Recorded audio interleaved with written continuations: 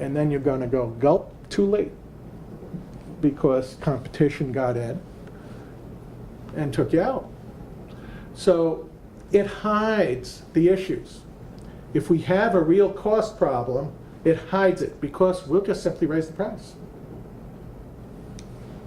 So allowing the price to float with cost drives internally focused behaviors. It leaves money on the table when you're underpricing and can take you out of the market when you're overpriced. And it limits the sense of urgency to make the corrections and improvements that you need to. So instead, the way to look at pricing is the margin I get is based on market-based value, the price that the market will bear, less cost. Now, regardless of whether you're using good cost or bad cost, if you just think of that, just changing around that equation, it says if I want more margin, I either have to sell something that has more value to the customer, or I lower my cost. The price is what the market will bear. So if I want to get more margin, I'm going to focus on how do I go ahead and keep reinventing or re-energizing, refreshing my products so they have more value in the marketplace, and also to do it the most cost effectively. See the behavior change? Completely different behavior change than the traditional way of pricing. So this approach recognizes that prices are set by external factors. And cost really should only be your backup limit to how much you're willing to go before you say, I can't compete in here. But the market drives the price. It also drives a more realistic focus to improve profit margins as well as value to the customer, which is exactly the behavior you want. So again, lean thinking drives that behavior. Yes? In the previous slide where you had the curve, you determined the market price based on the volumes relative to the discounts that had been offered. In a mature product, that was true. Yeah. In a newer product, we went with factors that I'm going to show you one. Okay.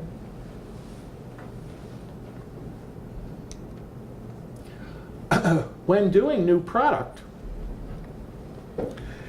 engineering groups are often forget that we're making a product that has to be sold and that people want. Now, I'm a former engineer, so I know how that thinking goes.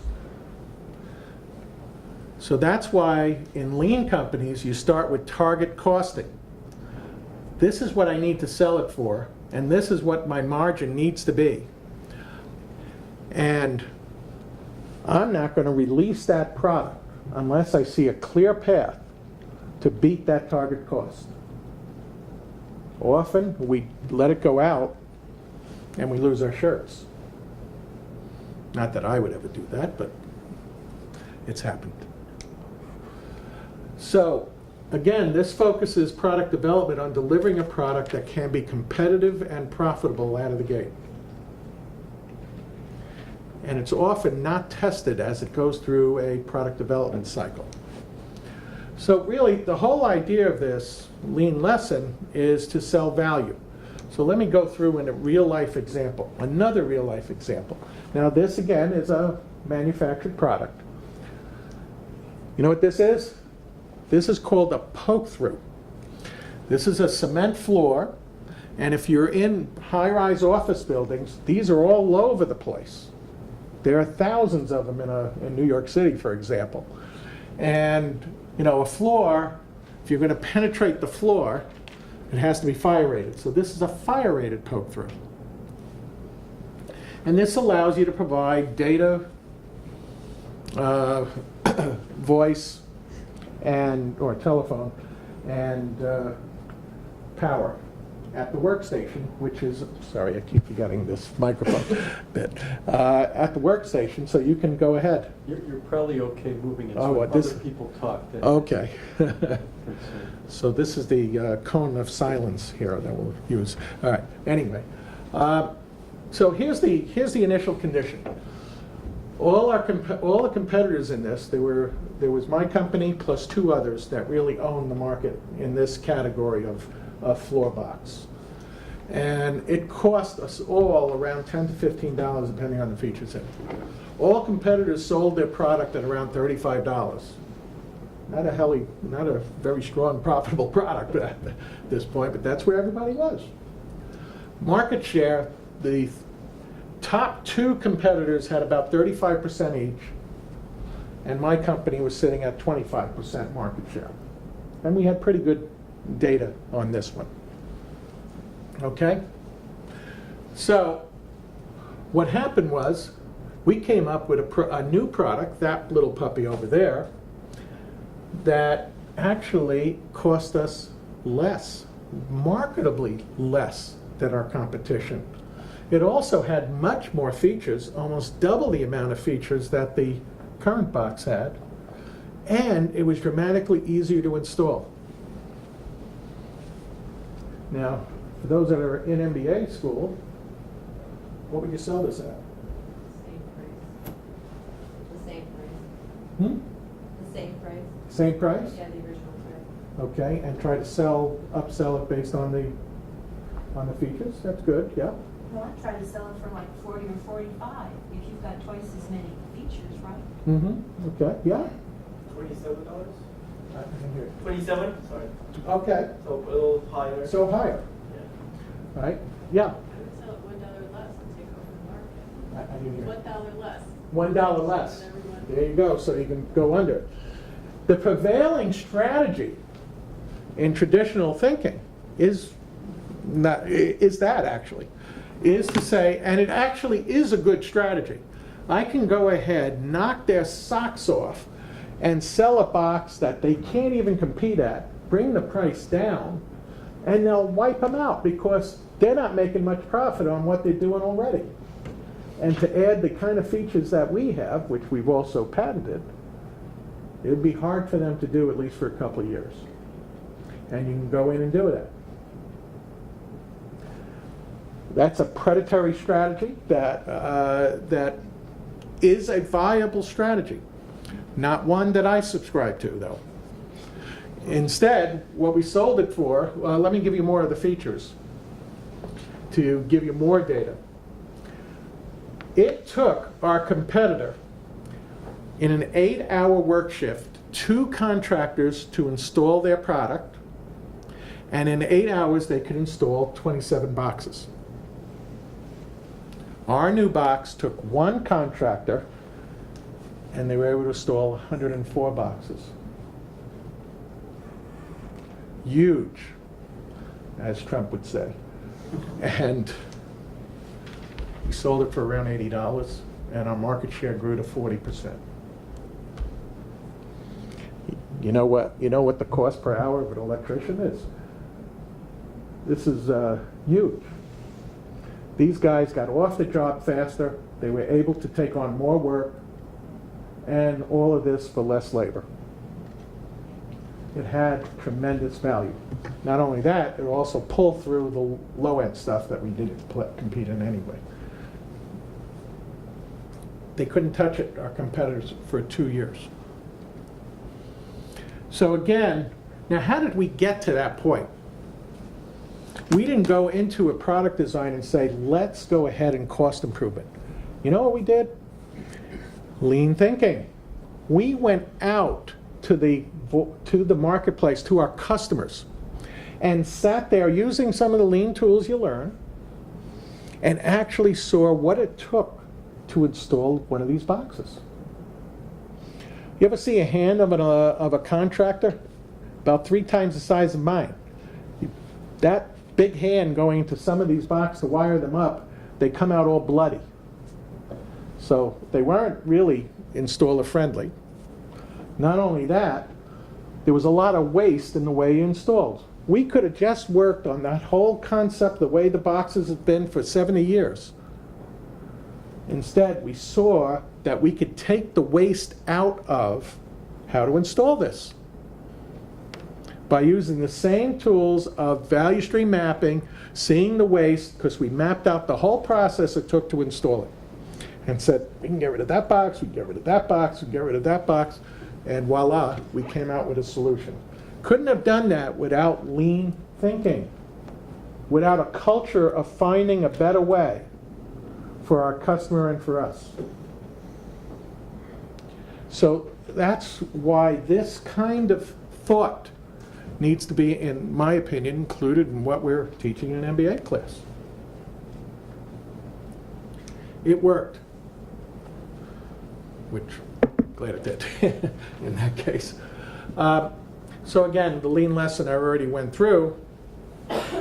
And so in this case, we decided we analyzed the value that this brings. What did they save against alternative ways and so forth? They didn't have to buy our box. There were other ways to do it.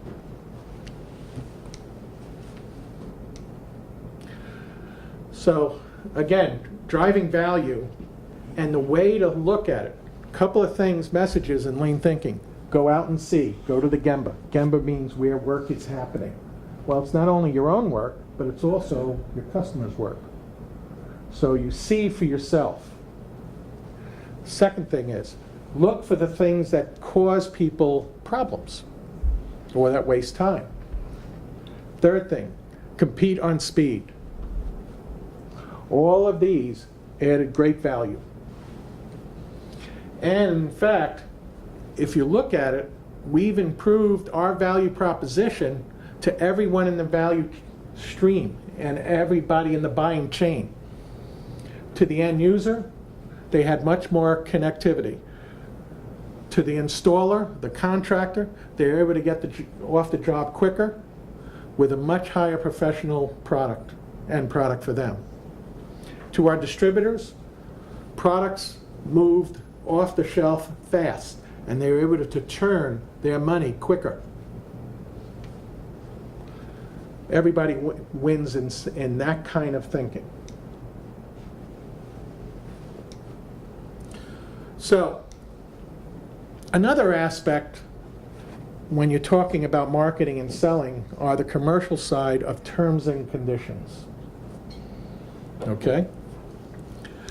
And that's another one of my favorite ones. A lot of these terms and conditions that we have, matter of fact, I've been a part of more companies and seen more companies that I've learned so many different ways to give away money.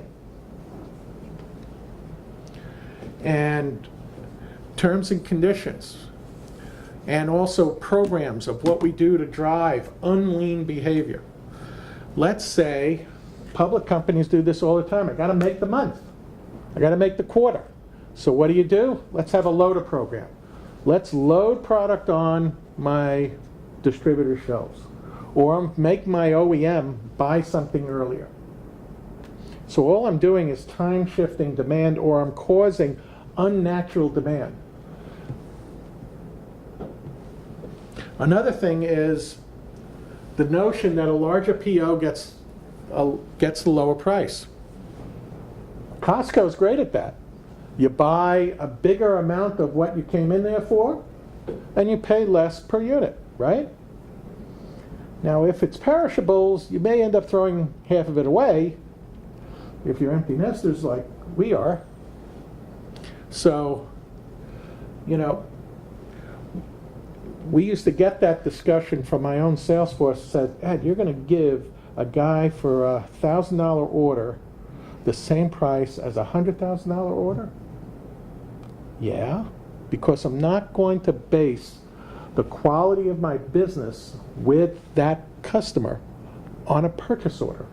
I'm going to look at that quality of business over the long haul. And if you really apply lean practices in your operations, whether it's service or whether it's manufacturing, you're doing one thing at a time anyway. It's called one-piece flow. Doesn't matter anymore. So by driving this, you force people to buy more. Again, causing unnatural demand.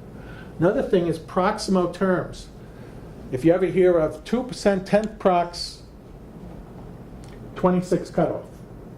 I'm not going to go into great details of all of what that means, but effectively what it means, what the result is, that if you buy your product before the 26th of the month, you get an extra month plus 10 days dating when you have to pay me back. When you have to pay me for it. Okay? And so what that causes as a manufacturer, 40% of the orders coming in that last week of the month. Now, what do you have to do? You don't know that they don't really need this. They're doing it to meet the terms and conditions of sale. So you end up working overtime because it's beyond my capacity to handle. So now all of that brilliant idea, I'm making less money on anyway. And not only that, I've tied up my capacity to people that don't need the product, and there are some people that do, and I may not provide them great service because I'm out of capacity. Stupid. I have a company, actually it's in Connecticut. It's in one of those aerospace providers that had their net 30.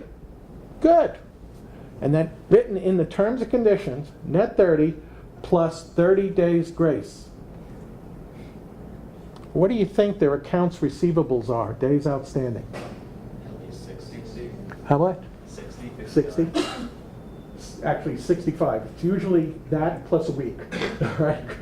Because that's how they stretch it, all right? 65. Now this happens to be a pretty small company. So I asked them, I guess you don't pay your people for about 65 days from the time they work. Well, where are you going to get the money? They have to borrow it. That's what their revolver is, or their term line of credit is. Crazy. All right? They've incidentally gone to net 30. It's coming down to 45 days. All right? So, incidentally, our business was 28 days because you paid us every 2 weeks. And on average, that's where it came out to. But the point is, unlean behavior drives bad things to happen where it hurts your ability to service your customer. That is not only a marketing strategy, it is a business strategy to go ahead and, I always get a kick out of, because some of these companies, like the aerospace parts guy was talking about, small company, they're supplying parts to some of the largest companies there are. Boeing, not Boeing, Pratt, GE, Rolls-Royce. These are engine companies, large guys. And these guys try to drive them to the hardest terms for these little companies to act as a bank. I didn't see a bank there, or any bank vault.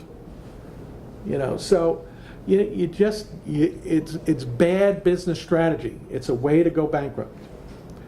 And the best example of that was the auto companies. They couldn't care about their supply chain, so what did they do? They kept beating them up, extending terms, and they all went into bankruptcy. CNA, Lear, go on and on, Janesville Sackner, okay, all of them. How'd that work out for those auto companies now? Meanwhile, Toyota cared about their suppliers and worked with them to be healthy. What good is a supplier if they're not healthy? So again, business strategy. These are all lean practices. All of those things I just went over causes artificial demand and drives big batching. It's a higher risk of obsolescence, higher risk of returns, particularly if you're trying to load up a distributor or a retailer, because they're going to send it back if they don't sell it. And often when you drive that kind of high inventory, it's the wrong inventory. In other words, I need a different mix of product at this time. So lots of waste. This still goes on every day. Why? Because people don't think lean. This is the way I've always done it. You can't change terms and conditions. This is our industry. Well, you can. You talk to your customers and you say, look, this is what's important. I can help you out here. You help me out here. But you have to stick to it.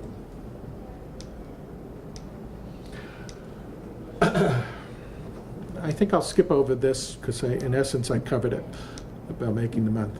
Next thing I want to talk about is capital decision. Every company, whether you're a healthcare provider who has to decide on whether to spend money on a new MRI equipment, or a manufacturer. Again, I'm going to give you a manufacturing example, but often because of the fallacies in cost accounting, we drive a very high investment on some new products. And here's an example. Let's say this is a piece of plastic. So you can see it. Okay, it's not plastic, but let's say it is. Okay. The actual cost of this plastic is you weigh the plastic and you see what the material cost is, right? That's what it is. And if you're scrapping a bunch of, might be in there as well. Scrap is waste. There's another aspect to it, labor. Well, because this is coming from an injection molded machine, if I do a 4-cavity mold, in other words, one cycle shot, I get 4 of these parts. The labor burden I put on the cost is one level. However, if I do a 16-cavity mold in the same time, it doesn't take more time to make 16 pieces. I just have more mold and it fills it up. I can get 4 times the amount of product in that same time. So in traditional cost accounting, what happens? Which product is cheaper? Part is the same weight, but the other one, I'm able to get 4 times as many parts in the same amount of time. So our cost accounting system, which has been around since before he was born, so is you got one right here. That's fine. All right, was that is going to tell us that the 16-cavity mold is what you need. Well, I'm a business here. I got to make a real decision. Is that really coming? Is that 16-cavity mold at a lower cost? First, my machine that I'm running it on, same machine, is utilized 40–50% of the time. So, still have a machine. It requires the same amount of labor, people, and effectively, because really these machines run by itself, it ejects the part and puts it in a bin. And eventually I'll have a person take that bin when it gets to a level that I'm done.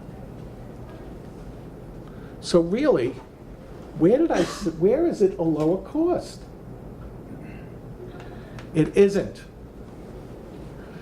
And so if I'm driven by previous standard cost accounting methods, I'm going to be spending, incidentally, $200,000 to make that 16-cavity mold versus a $50,000 to make that 4-cavity mold. All right, $150,000 more I'm going to have to spend in order to get the desired cost I had planned for that product. But here's the reality. I'm going to be tooling for this volume over here. I may not see that volume till the out years. I know, I used to do these forecasts. They're always wrong, incidentally, but in actuality, this was the volume I actually realized. So if I went ahead and did incremental tooling as I needed it to match my volume, my first 2 or 3 years, I would have freed up $150,000 that I can go ahead and spend and tool up other products. so I can get more products in the marketplace. You got to be a real maverick on this, because the cost accounting system's going to tell you your product is too expensive. Again, lean thinking and lean accounting will change that view. So in essence, really what I've tried to go over here, let's compete, instead of on price and delivery, compete on value differentiation. Let's not load to drive big batches. Let's focus on speed and getting real velocity of our services and our products through. Deploy the philosophy of continuous improvement, change for the better. That's called Kaizen. Not to reduce headcount, but to free up the talent and all the people we have in a company and its assets in it. Pricing approach, to go from cost plus to really where we try to fully understand the value of what we bring and how we bring it. Quoting. Some of the businesses I had took 6 weeks to quote. Let's do it right now, in a minute. The negotiated pricing already went through. Product development, I didn't go through some QFD, quality function deployment examples, but that's another thing, to get the voice of the customer in. Take the lean thinking to observe what a customer does. So that leads me to this. So really what I've tried to give you here is a taste of what lean is about, other than just manufacturing.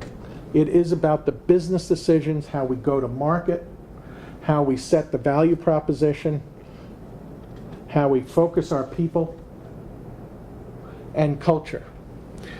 And for that, I think that CCSU could truly differentiate itself in this community and serve this community better if we would integrate lean in the thinking. So I don't know the whole MBA program. I just went online and took some of the courses of study that I saw there. So these may not be current or not, and I may be all wet, but again, I just wanted to stimulate the discussion. You have a business intelligence analysis course. Well, for better decisions, or a financial management course. Lean ROI and the impact. Yeah, I also work with private equity, and I have portfolio companies that I work with. That big argument on how we provide compensation for the senior leaders. Not only you get a base salary, but they also get a bonus. Well, in the traditional matter, they would be getting bonus on poor behavior. Do you realize if I grow inventory in a fiscal year, my profit and loss statements look real darn good, can look good. If I decrease inventory significantly in a fiscal year, my profit and loss statement takes a big hit. I'm not going to go explaining all of that, but you have to reverse all that cost out of your investment, out of your capital. And so you have to adjust for that if you're going to provide bonuses for the correct behavior. So it affects even how you decide to compensate people.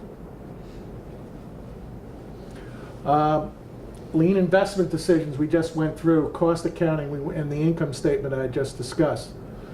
Another element that's very important in this intelligence and business analysis is the impact of lean on acquisitions. We were able to look at an acquisition. We bought 22 companies, most of them small, there was one big one. And we were able to pay actually a higher amount after we went through the operations and their market, because either we saw a very quick way to grow it or to get the efficiencies through lean thinking pretty quickly. And usually it was both. So we can pay a multiple for the business. A multiple means usually a business goes for a multiple of cash flow or EBITDA. And then within a year to 18 months, we would cut that multiple in half. It was like we paid half. So in essence, the acquisitions we made were contributed to profit that was accretive within the first year. All because of how we looked at acquisitions. Our competitors who were looking to buy these companies wouldn't go there. Another course is managing and leading contemporary organization. This is where the lean culture comes into effect. The thinking that impacts what we do and how we do it. This is very transformative and extremely significant when competing. Lean leadership behaviors. The subservient leadership. What does that mean?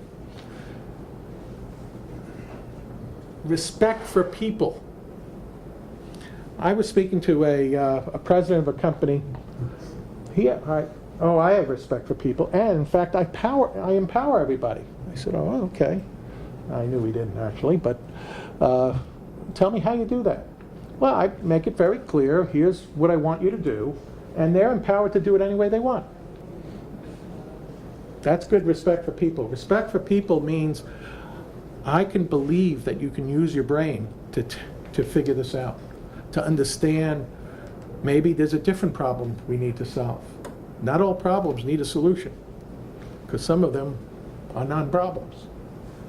You want people to think. That's having the respect for people that they can think.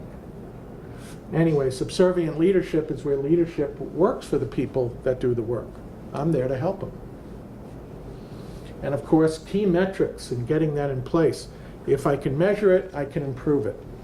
That's a basic, simple philosophy. A lot more to it. Another part is business process modeling. Well, there's lean financial modeling. That'll help also in your acquisition work. ROI modeling, and of course measurements. Then the strategic marketing. How do you compete on speed? Just think of it from that angle and go out to see your customer.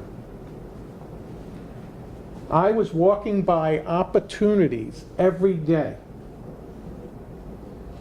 until I started learning and going through this, my own transformation, by learning how to see.